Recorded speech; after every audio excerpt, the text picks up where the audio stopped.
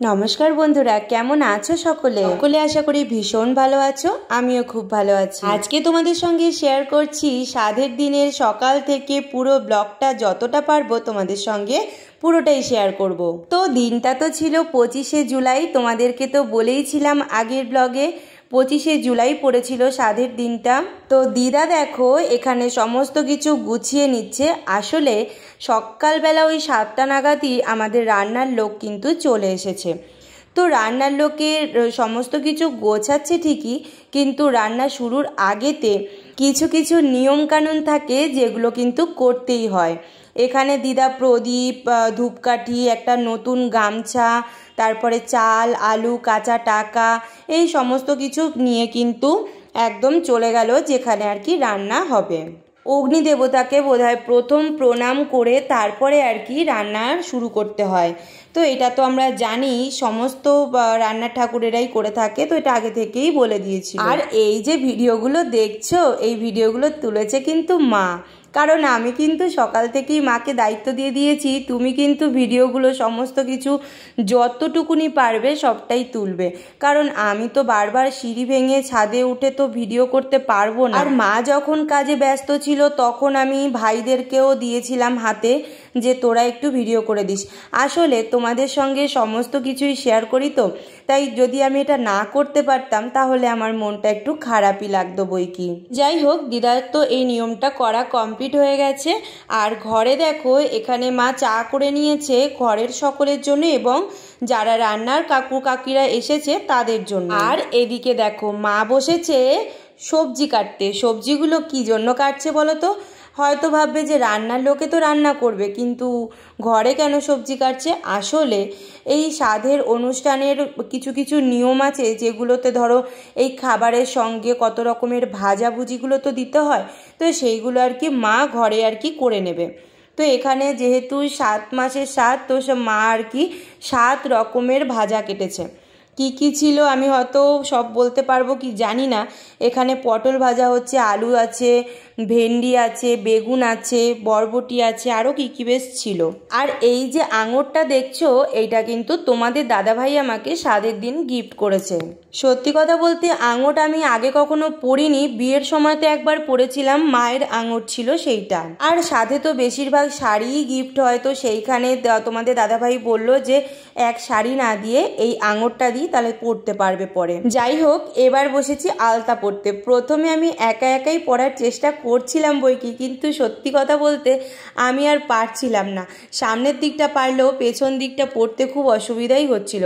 তাই বোনটা চলে এসেছিল, তাই বোনকে বললাম তুই একটুখানি পরিয়ে দে। আসলে একটু ঝুঁকে আলতা পরতে একটু কষ্টই হয়।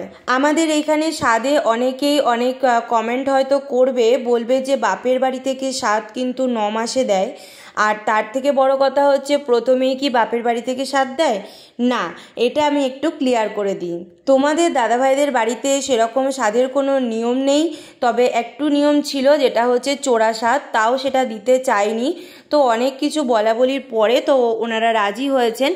আর যেহেতু জুলাই মাসে আর বেশি কোনো ডেট তেমন ছিল না, স্বাদের তো একটা নির্দিষ্ট ডেট বা দিনে হয়, তো সেই কারণে এই 25 তারিখেই ঠিক হয়েছিল যে শ্বশুর বাড়িতে আগে আমি কিছুটা খাবার দাবার যেটা আর কি খেতে হয় নর্মালি, সেটা খাওয়া দাওয়ার পরে তারপরে দুপুরবেলাতে আমার এই বাবার বাড়িতে এখানে খাওয়া দাওয়া করব বা স্বাদের যে রিচুয়ালসগুলো আছে সেগুলো পালন করব। অনেকেই হয়তো বলবে যে 7 মাসে স্বাদ দিতে হয় শ্বশুর বাড়িতে আর 9 মাসে স্বাদ দিতে হয় বাপের বাড়িতে। না বন্ধুরা, আমাদের কিন্তু এরকম কোনো নিয়ম নেই। আমাদের নিয়ম এটাই ছিল যে 7 মাসে শ্বশুর বাড়িতে যদি স্বাদ খাওয়ানো হয়ে যায়, তো তারপরে বাপের বাড়ি থেকে যখন খুশি স্বাদ কিন্তু দেওয়া যেতেই পারে। তো সেই কারণেই আর কি ঠিক হলো যে ওই দিনেই মানে 25শে জুলাই প্রথমে আগে শ্বশুর বাড়িতে খাবো, স্বাদের যা যা রিচুয়ালস আছে সেগুলো করে তারপরে আর কি বাবার এই বাড়িতে। তো কথা বলতে বলতে দেখো সকালের ব্রেকফাস্ট এখানে রেডি হয়ে গেছে সকলের জন্য, গরম গরম কচুরি আর ওখানে আলুর তরকারি। কিন্তু আমার কপালে নেই, কারণ আমাকে তো উপোস থাকতে হবে, সকাল থেকে পুরোই না খাওয়া। তবে একদমই উপোস থাকতে বারণ করেছে, কারণ আমার তো সকালবেলাতে একটা ওষুধ আছে, খালি পেটে খেতে হয়, তো সেটা তো আমাকে খেতেই হবে। তারপরে আমি যেন আর কিছুই না খাই। তো সেটার জন্য আমি কিন্তু পুরোপুরি উপোস। যদিও পরে তোমাদের দাদাভাই একটা ডাব এনে দিয়েছিল যে অতক্ষণ না খেয়ে থাকলে পরে ডিহাইড্রেশনের প্রবলেম হয়ে যাবে, আর ডাক্তারেরাও বারণ করে, তো সেই কারণের জন্য শুধু ডাবটাই খেয়েছিলাম। তো বাড়ির সকলে টিফিন করে নিচ্ছে, আর এদিকে দেখো সব ভাইরা মিলে আর কি এই ডেকোরেশনের সমস্ত কিছু করছে। আর এদিকে দেখো মামি এখানে পায়েসটা করছে, মেইন যে পায়েস সেইটা। তবে শ্বশুর বাড়িতেও কিন্তু পায়েস করেনি, আমাদের বাড়িতে এখানে পায়েস করে তারপরে কিন্তু ওই বাড়িতে পাঠিয়ে দেবে সেই পায়েসটা, তারপরে গোপালকে নিবেদন করার পরে আমি খেতে পারবো। তো এই ভিডিওগুলো আমি তোমাদের সঙ্গে পরবর্তীতে শেয়ার করব পার্ট বাই পার্ট, কারণ একটা ভিডিওর মধ্যে তো সবটা শেয়ার করতে পারবো না, সেই কারণে। তো মা দেখো এখানে কাঁসার বাটি সমস্ত কিছু বার করেছে সাজিয়ে দেবে বলে। তো এখানে দেখো উপর থেকে একটু ডেকোরেশন করে দিচ্ছে পায়েসের কাজু কিশমিশ এগুলো দিয়ে। এখান থেকে দুটো বাটি আর কি শ্বশুরবাড়িতে পাঠাবে, আর একটা বাটি আর কি আমি এখানে খাবো। আর এই যে ভাই লুচি তরকারি নিয়ে আমার শ্বশুরবাড়িতে সকলের জন্য খাবার দিতে যাচ্ছে।